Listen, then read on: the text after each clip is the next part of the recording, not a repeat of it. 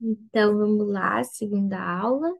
Nessa aula, vou falar um pouquinho sobre drogas vasoativas. Vou tentar ser um pouco mais rápida para não ficar muito longa, como a primeira vez eu tô nervosa de verdade.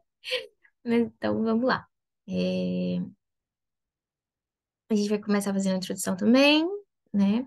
E depois a gente entra nos medicamentos, né? Vamos falar sobre a noradrenalina, a dobutamina, a nitroglicerina e o nitroprociato de sódio. Então, começando, o que que são as drogas vasoativas? São substâncias farmacológicas que têm por objetivo apresentar efeitos em sistema vascular, periférico e o cardiorrespiratório. Para que que são usadas? Para pacientes críticos, que possuem algum déficit ou sobrecarga grave no funcionamento do coração, ou ainda perda do tônus vascular, da circulação sanguínea e do funcionamento do sistema respiratório. Também são utilizadas no tratamento de condições como hipotensão, choque, insuficiência cardíaca, congestiva e hipertensão arterial. Elas afetam os vasos sanguíneos, causando vasodilatação ou vasoconstricção, e podem influenciar a frequência cardíaca e a força de contração do músculo cardíaco, né? O inotropismo e o cronotropismo. É, então, eu vou falar um pouco aqui de uma das principais indicações do uso delas, que é o choque, né? Ele é uma condição grave em que o corpo não está recebendo, né, mais sangue apropriadamente e, né, por consequência também não recebe oxigênio para funcionar adequadamente, resultando em uma série de problemas, né, de sintomas potencialmente fatais, incluindo a pressão baixa, a confusão e a falência de órgãos. Existem alguns tipos de choques, né, divididos em quatro classes de choque, na verdade, que é o hipovolêmico, o cardiogênico, o distributivo e o obstrutivo. E aqui eu vou falar um pouquinho sobre cada um deles. O choque hipovolêmico, ele ocorre devido à perda significativa de fluidos corporais, como sangue, resultante de uma hemorragia, de uma desidratação severa ou de queimaduras extensas. Isso pode levar a uma diminuição no volume sanguíneo, causando uma pressão arterial baixa e falta de oxigênio nos tecidos. O choque cardiogênico. Ele é causado pela incapacidade do coração em bombear sangue eficazmente, e muitas vezes devido a problemas cardíacos, como o infarto né, agudo do miocárdio. Isso resulta em uma diminuição do débito cardíaco e na perfusão dos órgãos. Temos também o choque distributivo. Dentro desse tipo de choque, a gente tem alguns choques. Ele envolve a distribuição inadequada do sangue nos vasos sanguíneos. Isso inclui um choque séptico, que é causado por infecções graves que levam a uma resposta inflamatória generalizada. O choque anafilático, que resulta de reações alérgicas graves e que podem causar inchaço das vias aéreas e queda na pressão arterial.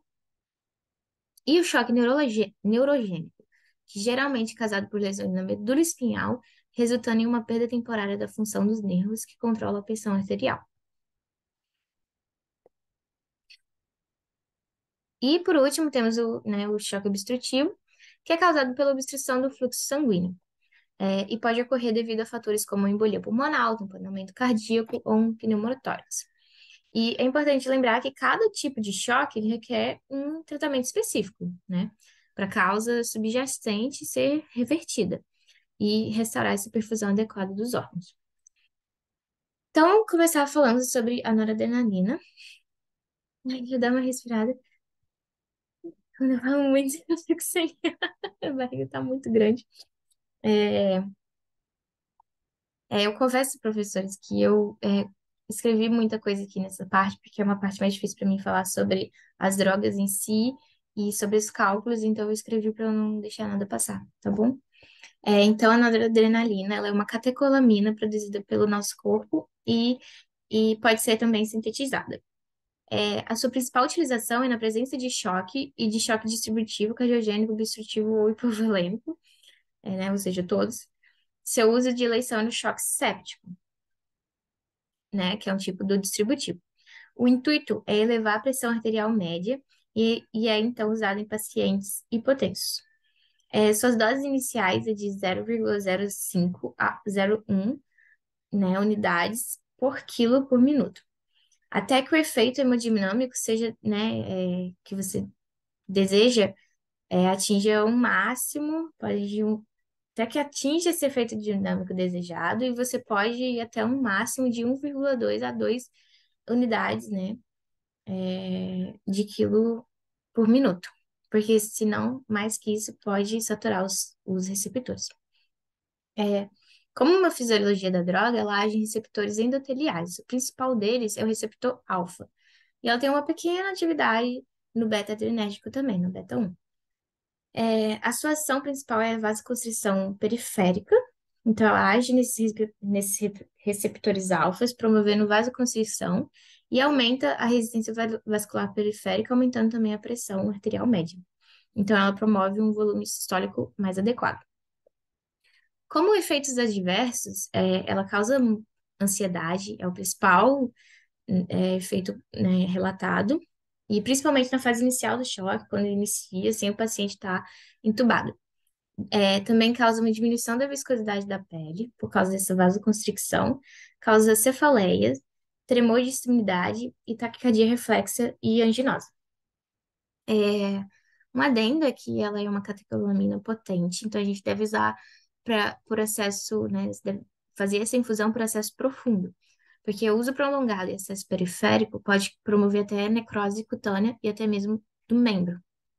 Se for usar na periférica, que seja de grosso calibre, e se for em um membro superior, que não seja com manguito sendo insuflado.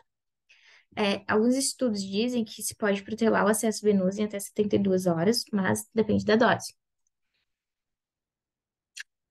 A sua prescrição. Cada ampola, ela tem uma dose ativa de 4 miligramas para 4 ml. Na prática, a gente não injeta a ampola diretamente. A gente precisa diluir e formar o volume ao ponto que possa infundir pequenas doses. Então, a gente tem o soro fisiológico e o soro glicosado para isso. O que a gente faz na adrenalina, de 4 por 4, a gente faz 5 ampolas, que é igual a 20 ml, mais 80 ml de soro, né, fisiológico ou glicosado intravenoso. E aí você vai colocar isso na bomba de infusão contínua. Essa concentração vai dar aproximadamente 200 microgramas por ml, e normalmente a gente usa este padrão. Um adendo é que os pacientes precisam de doses muito ínfimas, que em pacientes que precisam dessas doses muito ínfimas, como pós-cirurgia cardíaca, e nesse caso a gente usa Nora Light, que é uma mais diluída ainda, então ela é uma ampola de 96 ml de soro fisiológico ou glicosado em bomba de infusão contínua, que dá 40 microgramas por ml.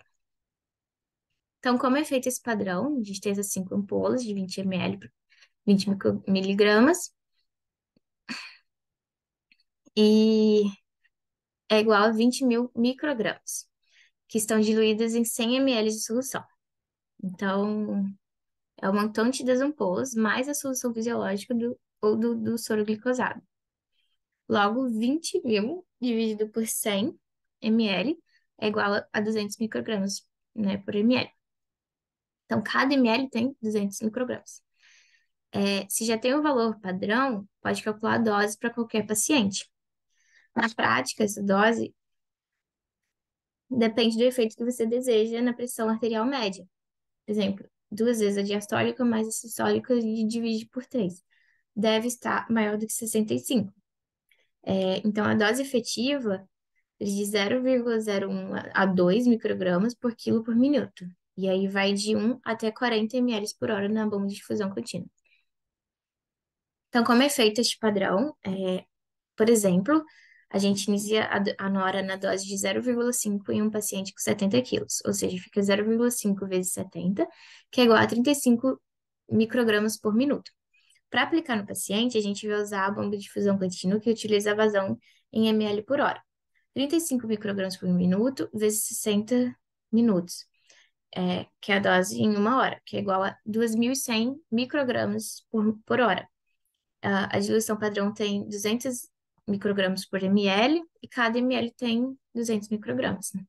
Então, a gente pode fazer essa regrinha de X, onde 2.100 tá para X, e 200 tá para 1. Então, o X é igual a 2.100 dividido por 200, que dá 10,5 ml por hora. No leito, né? Quando o paciente está no leito, vai ter o ml por hora e querendo saber a dose.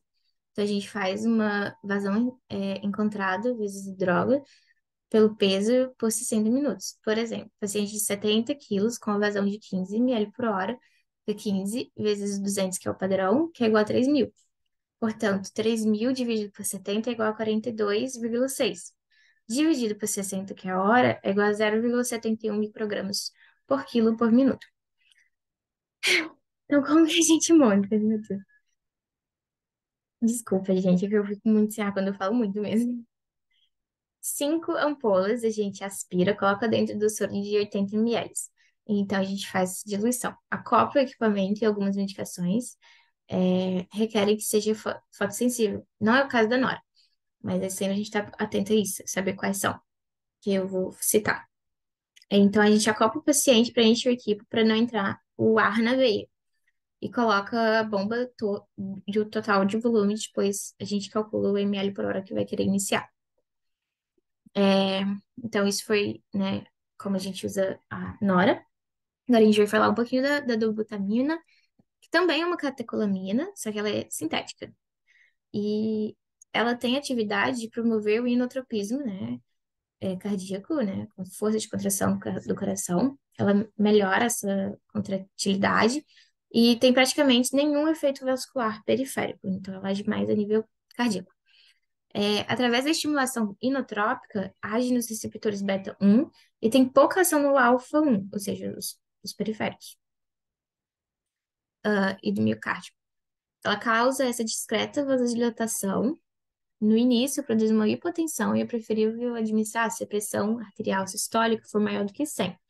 E ela tem pouca estimulação beta 2, né, sobre a vasoconstrição periférica. Então, essa dose dela, ela varia de 2 a 20 microgramas por minuto, né, essa dose efetiva. É, é leve e entre 2,5 a 5 ela é moderada. De 5 a 10 é uma dose importante. E de 10 a 20, perdão. Ela é leve, entre 2 e 5, moderada de 5 a 10 e uma dose importante de 10 a 20. É titulada de acordo com a resposta desejada e o efeito desejado é melhorar o débito cardíaco. Então, a gente vai fazendo essa titulação e ver se está atingindo, né, o resultado que a gente quer para aquele paciente. Uma nota é que a gente deve tomar cuidado para não aumentar muito a frequência cardíaca, do que mais 10% da basal. Suas indicações, né, a principal é no choque cardiogênico, o paciente que está com um enchimento ventricular esquerdo elevado, tem déficit de volume sistólico na gênese da patologia. Isso reduz o débito cardíaco. No caso, o choque cardiogênico, ele aumenta a contratilidade ventricular e produz vasodilatações em doses iniciais. Os seus eventos adversos, um dos principais é a insuficiência cardíaca com a cardiopatia obstrutiva, por isso o débito cardíaco ele cai, né, por causa de uma cardiomiopatia hipertrófica. Ela também pode causar estenose aórtica grave, nesse caso piora, oferece o pertuito obstrutivo. Ela também agrava a isquemia cardíaca, por causa de um aumento no consumo do miocárdio, e ela também pode ser arritmogênica. Então, a gente tem que ter muito cuidado em pacientes que têm fibrilação atrial ou flutter, no caso, se já estiver com a resposta alta ventricular, com a frequência cardíaca já elevada. A sobrescrição, uma ampola tem 20 ml, então ela tem 12,5 ml, microgramas por ml, então ficaria 12,5 vezes 20, então ela tem um total, né, de 250 de concentrado. Então a gente costuma usar ela diluída com um padrão de 2 ampolas, de 25 miligramas por ml, mais 210 ml de solução glicosada intravenosa em bomba de infusão contínua, que seria mais ou menos 2.000 microgramas por ml, de 250 de solução. 2 ampolas são iguais a 40 ml e cada uma tem 250 miligramas. Duas tem 500, vezes 1.000 tem 500 mil microgramas de solução. Se o padrão é de 250 ml, para saber quantos microgramas que tem em cada ml, a gente faz esses 500 mil dividido por 250, que dá 2.000 microgramas por ml. Então, essa dose depende do efeito que você deseja, né, na melhora do débito cardíaco e da perfusão tecidual. E, né, assim, efetiva normalmente é de entre 2,5 a 20 microgramas por quilo por minuto. Na prática, a gente vai de 5 até 40 ml por hora na bomba de infusão contínua. Por exemplo, se o paciente tem 70 quilos, a gente inicia essa micrograma por quilo por minuto, a gente faz 10, a gente inicia, né, 10 microgramas por quilo por minuto, a gente faz 10 vezes 70, dá 70 microgramas por minuto. E se tem 700 por minuto, a gente faz 60 para dar em hora, ou seja, fica 42.000 microgramas por hora. A solução padrão tem 2.000 microgramas por ml. A gente pode fazer essa regrinha de X também, no qual o X, né, 42.000 dividido por 2.000, que dá 21 ml, né, de dose. No leito, para saber essa dose do paciente, a gente faz a vazão concentrada do ml por hora, ou seja, o ml por hora vezes a droga dividido pelo peso, dividido pelos minutos. Por exemplo, o paciente tem 70 quilos, a vazão de 6, né, de 6 ml por hora, a gente faz 6 vezes 2.000 dividido por 70, que dá 171.460 dividido por 60, então dá uma dose de 2,5 microgramas por quilo por minuto. E a montagem deste medicamento, se o paciente está com instabilidade hemodinâmica, a gente faz em acesso profundo. A gente precisa monitorar a perfusão, né, o PVC e pela gravidade, né, que é necessária. A gente aspira 40 ml da droga, mais 210 ml de soro fisiológico, acopla no equipamento e deixa a diluição toda para não infundir o ar, né, e coloca na bomba de infusão contínua. A gente tem que calcular essa dose e a infusão. A terceira droga é a nitroglicerina. Ela também é uma droga vasodilatadora, age no componente arteriolar. É uma escolha no manejo da insuficiência cardíaca e das síndromes coronarianas. Então, um paciente que chega, né, tem um infarto ou algo do tipo, essa droga de escolha. Então, ela evita esse roubo coronariano, ao contrário do nitroprusiato, que causa isso, piorando o caso de pacientes vasculopatas. O seu mecanismo de ação consiste em aumentar a produção do óxido nítrico, produzindo vasodilatação. Então, ela reduz as pressões de enchimento do ventrículo esquerdo e direito, reduz a resistência vascular sistêmica pulmonar, além de reduzir também a pressão arterial. Mas, em comparação com o nitroprusiato, ela tem uma potência um pouco menor. Resumindo, ela melhora a pré-carga, né, reduzindo ela, aumentando a capacitância do sistema nervoso, aumenta o volume nas vênulas, e dessa forma reduz o retorno venoso. Também evita o ritmo das arritmias e reduz o consumo de oxigênio do miocárdio. O seu efeito adverso é a cefaleia, com 1 ou 2 horas de infusão, né, que normalmente acontece. A gente usa um analgésico, mas pode ser refratário e pode precisar substituir a droga. Lembrando que toda droga vasoativa, o intuito é usar o menor tempo possível. Ela também causa uma coisa chamada fenômeno de resistência, que é essa saturação dos receptores. Então, uma infusão prolongada pode fazer com que pare de funcionar. Essa droga é de escolha em pacientes normotensos, né, com uma pressão aí entre 90 e 130 milímetros de mercúrio, com um perfil de boa perfusão, né, aquele paciente que está quente. E, por último, sua forma de prescrição, ela tem uma ampola de 5 ml, sendo 5 miligramas por ml, igual a 25 miligramas. A gente dilui uma ampola de 200, né, em 245 ml de soro glicosado, intravenoso em bomba de infusão contínua. 25 miligramas, que é uma ampola, vezes 1.000 dá 25.000 microgramas, que são diluídos em 250 ml da solução. Logo, a gente tem esses 25.000 dividido por 250 ml, que é igual a 100 microgramas por ml. Ou seja, a dose dela é de 5 a 100 microgramas por minuto, e a gente aplica, né, de acordo com o efeito que a gente deseja, onde o peso não interfere. Na prática, usa ml por hora.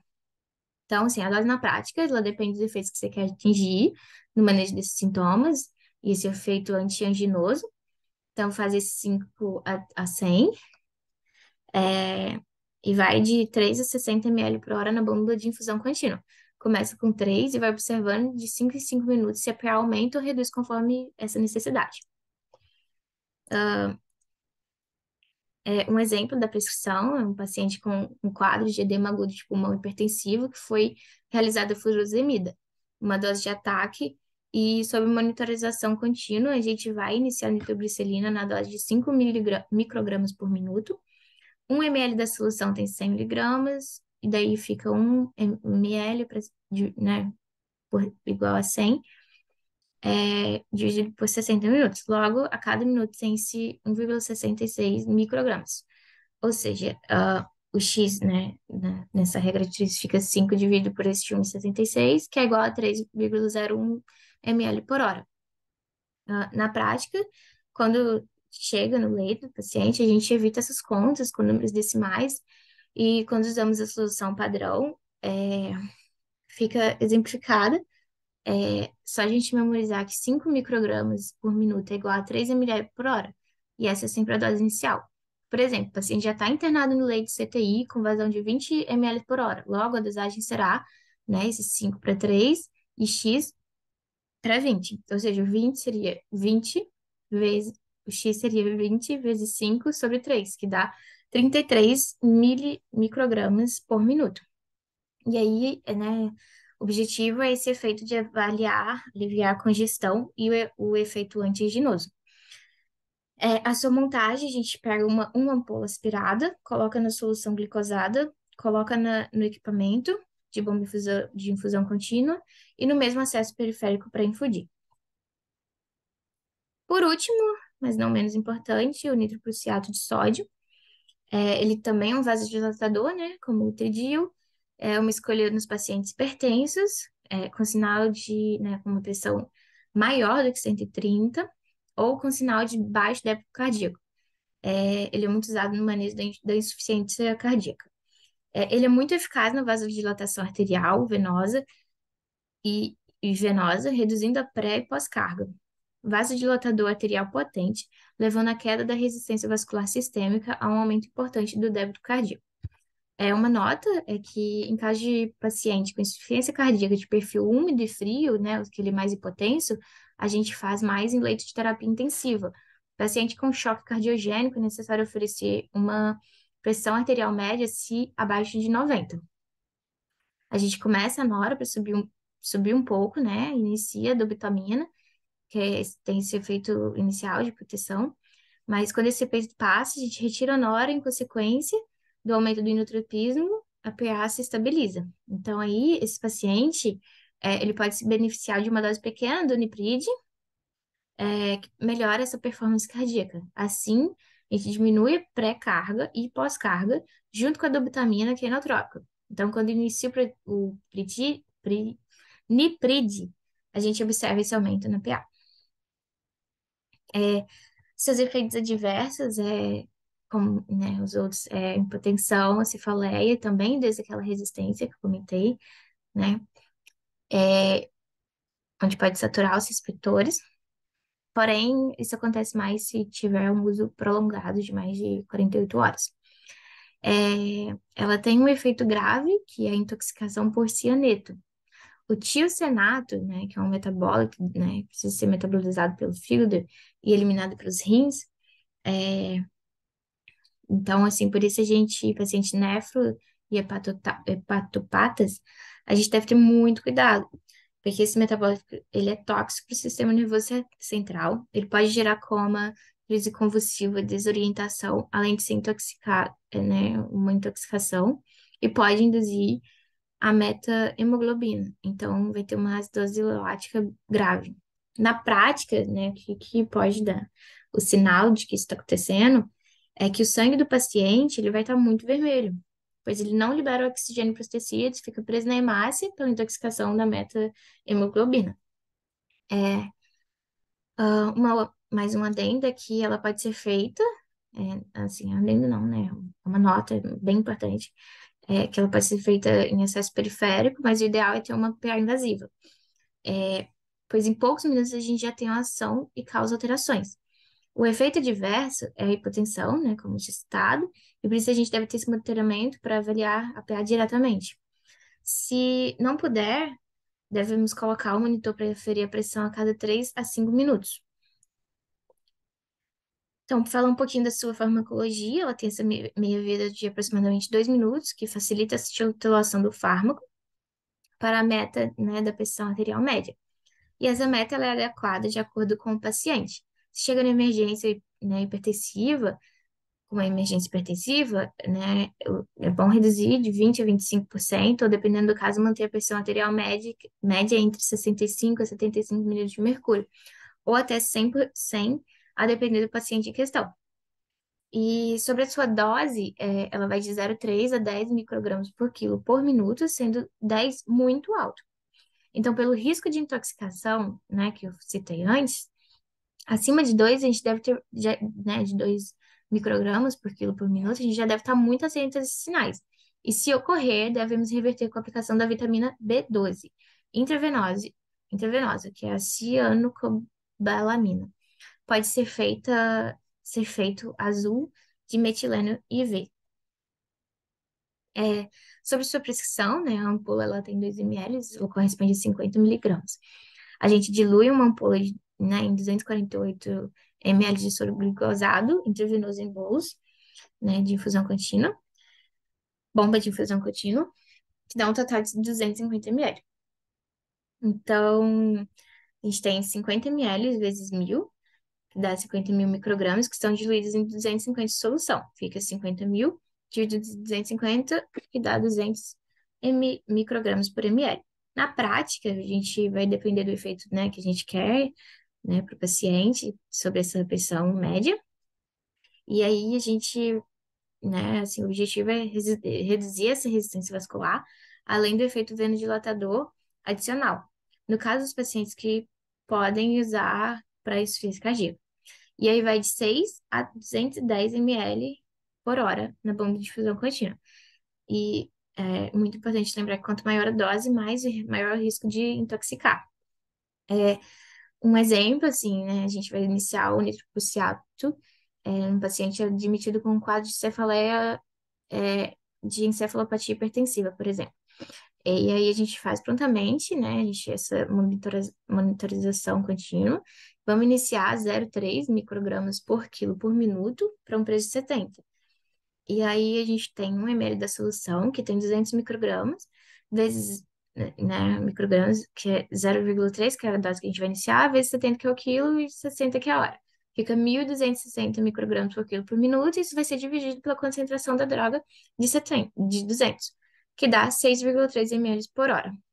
Então, né, ele está explicando essa continha da regra de X, e o X, né, esse 1.200 que por 216,3, né, a dose.